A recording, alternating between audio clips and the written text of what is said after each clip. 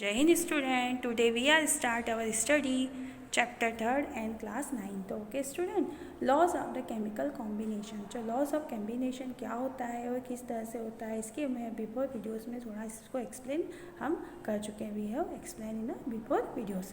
Okay student, यहाँ पे जो है elements combine and what happen when the combination. Student, इसमें जो इंटरनल है वो ये है कि किस तरह से जो एलिमेंट्स होते हैं वो कंबाइन होते हैं और कंबाइन होने के बाद what happen when the combine, मतलब व्हाट हैपन व्हेन कंबाइन होने के बाद क्या होता है। इसके लिए एंटोनियो लवाइजर ने क्या किया, फाउंडेशन किया। उसके जो फाउंडेशन किया था वो एंटोनियो लवाइजर ने किया था। उसने इस्टाब्लिश किया था इसके internal 2 laws, important law of the chemical combination.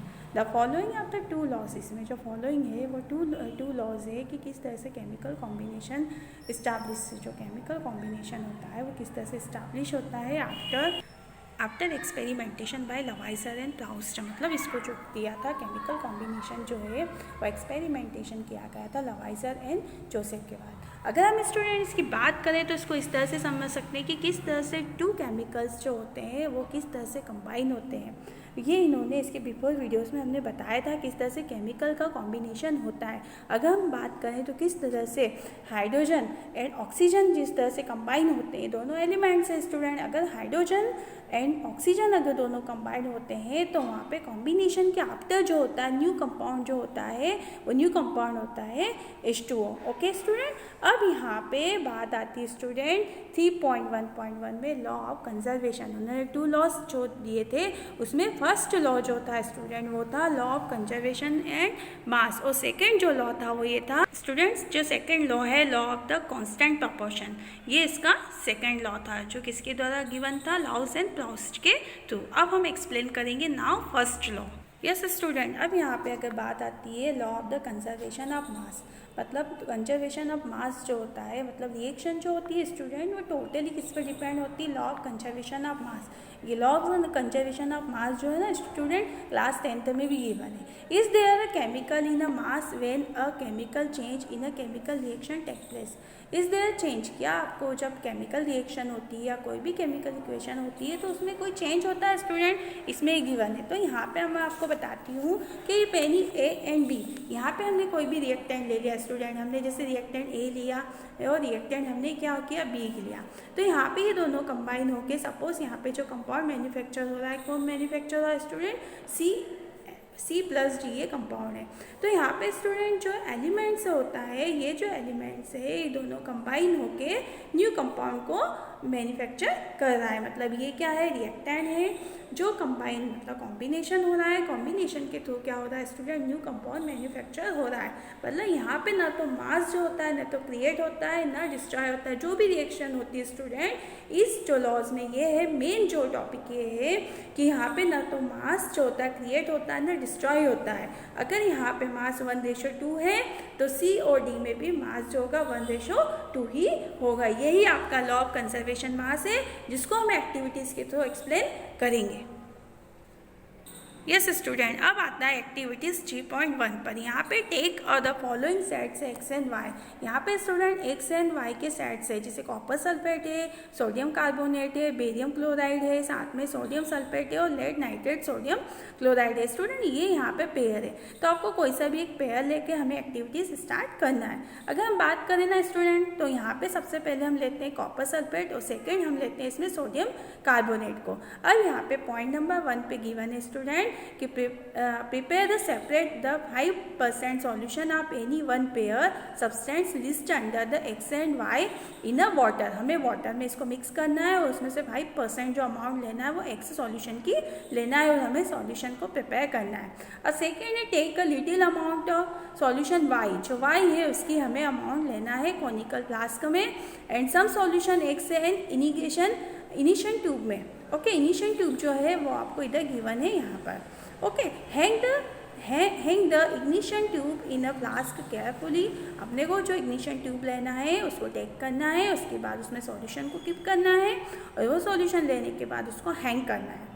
C that the solution do not get mix, मतलब ये दोनों एक्स एंड वाई सॉल्यूशन को मिक्स नहीं होने देना है। Put a cork on a flask, अब हमें जो फ्लास्क है उस पर क्या लगाना है, कॉर्क को पुट करना है। यहाँ पे गिवन है स्टूडेंट, देखिए लुक हियर, ये कॉर्क है, यहाँ पर ये जो है कॉनिकल फ्लास्क है, यहाँ पे क्या ये इग्निशन ट्यूब जो आपको मैंने अभी बताई थी ना इग्निशन ट्यूब, ये जो है यहाँ पे इग्निशन ट्यूब है, यहाँ पे इसको हैंग किया गया है बाय थ्रेड के थ्रू। यहाँ पे सॉल्यूशन एक्स है और यहाँ पे सॉल्यूशन वाई है। ओके स्टूडेंट, अब हम आते हैं, अब हम लेते हैं now student turn our page.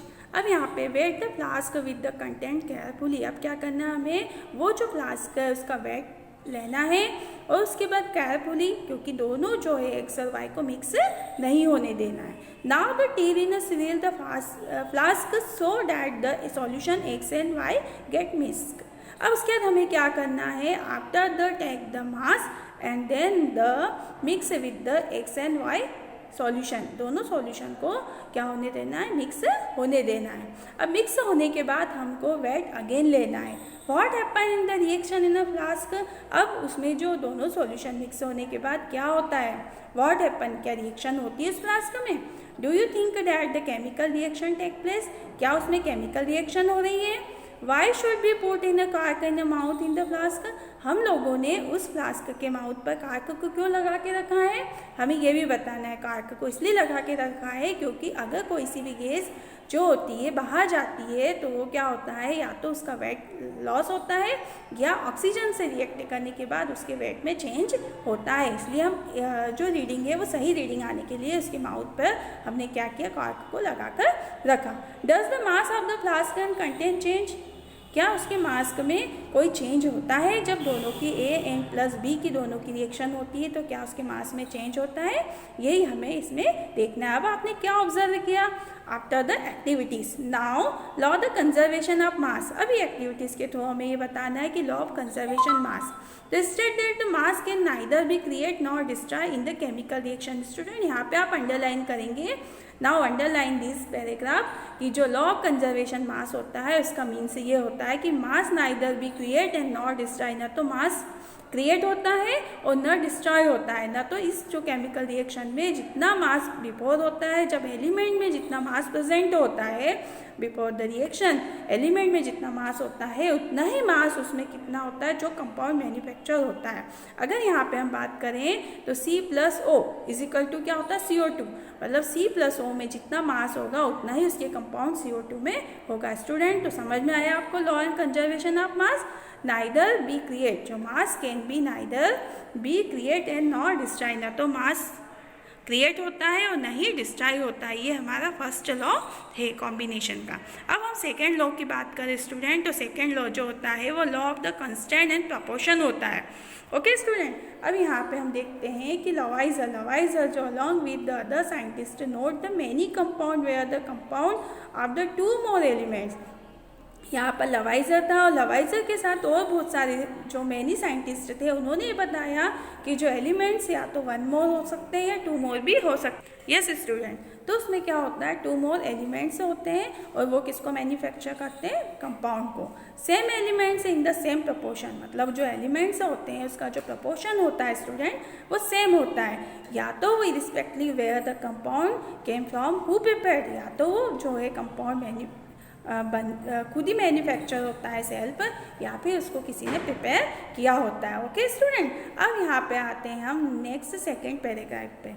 In a compound such as water, अगर यहाँ पर हम इसको इस तरह से एक्सप्लेन कर सकते हैं स्टूडेंट कि किस तरह से कंपाउंड मैन्युफैक्चर होता है, तो कंपाउंड में हम ले सकते हैं, अगर हम बात करेंगे स्टूडेंट तो वाटर के बारे में बताते हैं। वाटर जो है जिसका फार्मूला होता है H2O, तो ratio of the mass of the hydrogen, अब H2O जो होता है उसमें मास जो होता है ऑफ ऑक्सीजन ऑलवेज जो उनका रेशियो होता है 1:8 होता है। The what ever the sources of water, वो जो सोर्सेस ऑफ वाटर होता है वो कहीं से भी ले लें, या तो आप सी से ले लें या रिवर से ले लें या पॉन्ड से ले लें, कहीं से भी आप वाटर लेंगे तो उसका रेशियो यही होगा 1:8, मतलब हाइड्रोजन जो है वो 1 रेशियो में है, उसका मास 1 है, और जो ऑक्सीजन है उसका जो मास है यहाँ पे कितना है 8 है, मतलब आप कहीं से भी, तो कहने का मीन्स है कि यहाँ पे क्या है, एलिमेंट्स जो है वो कैसे हैं, एलिमेंट्स है, 1 मोर एलिमेंट्स प्रेजेंट है। जो कंपाउंड है वो कितना है, H2O, जिसका रेशो कितना है 1:8 होता है। Okay student,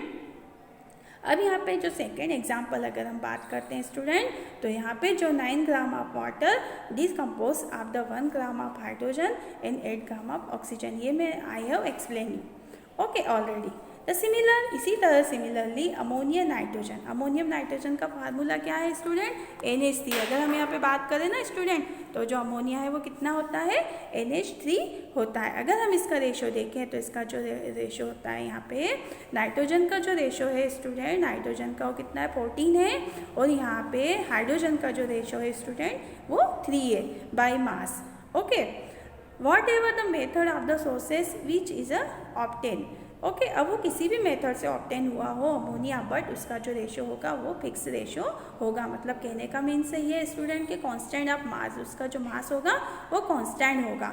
okay student, this led the law of the constant proportion, मतलब उसका जो मास होगा वो कांस्टेंट होगा, which also known as the laws of the definite proportion, मतलब उसका जो प्रपोर्शन होगा, उसका रेशो होगा वो डेफिनेट होगा। मीन्स जो आप बात करते हैं अमोनिया NH3, मतलब उसका रेशो जो होगा कांस्टेंट होगा, चाहे हम उसको किसी भी सोर्स से लेते हैं।